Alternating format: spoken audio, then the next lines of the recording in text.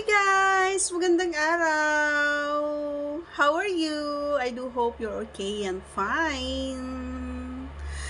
And today's vlog ay isa na namang magandang pag-uusapan ito ng mga idol. Ito ay paano mo malalaman kung ako ba or yung babae ay manini.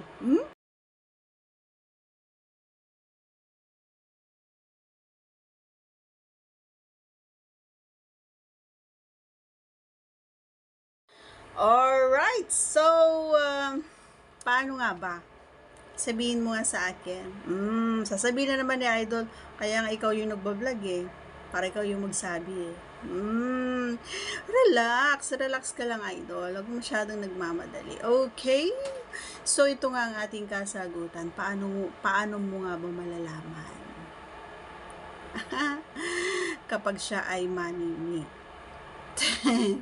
Paano? So, may mga girls din, mga idol na simpleng-simple. Ayun, akala mo di makabasag pinggan, pero pagdating pala sa kama talaga naman na halos bumaliktad yung kama kapag kayo ay naandun na. May mga ganon, mga idol. Baka akala nyo, ang hinhin. Pero pagdating doon ay lumalabas ang kanyang, diba? So, may mga babae rin naman na balahura, balahura talaga no? Hindi naman.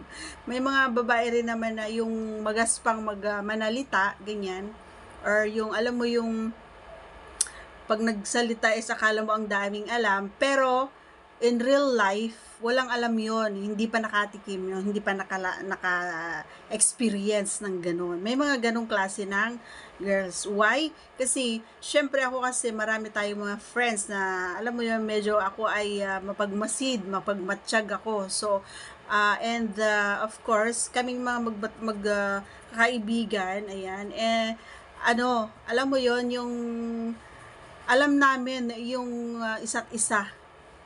Yan. So, at saka syempre, nagkukwentuhan din naman kami. Kaya alam namin, 'di ba? And isa sa ating mga friends ay napakahinhin.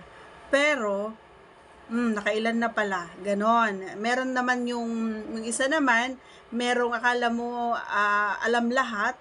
Pag nagkwento about sa positions, yung mga ganon, kung ano yung klase, kung ano yung paano umungol, alam na alam niya. Pero, hindi pa pala siya naka-experience ng ganon, hindi pa natutuslok. So, may mga, yung isa naman, simple, pero nakikipagkwentuhan din naman, nag-open din naman, pero, okay lang, parang natural lang siya. Ganon, yung hindi mo mahulaan kung ano ba ito, magaling ba ito o hindi. 'Di ba? So, hindi pare-parehas ang mga estilo or mga style kaya hindi mo malalaman. Malalaman mo lang ito, idol. Ha? Malalaman mo lang ito kapag nakasama mo na siya. Okay. So, akala ko, sasabihin ni idol na nanonood, akala ko ba naman malalaman ko na kung siya ay ganon, magaling or ganyan. Siyempre, i-base ko na naman sa akin. Ayan na naman tayo eh.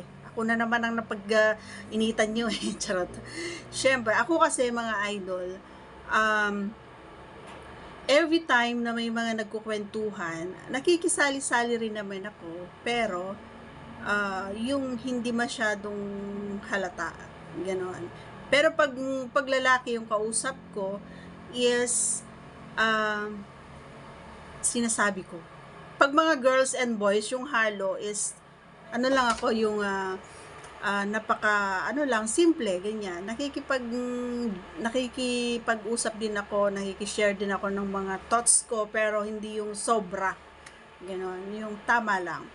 Pero pag lalaki lang, yung halimbawa, may dalawa lang kami, and hindi ako nahihiyang magsabi na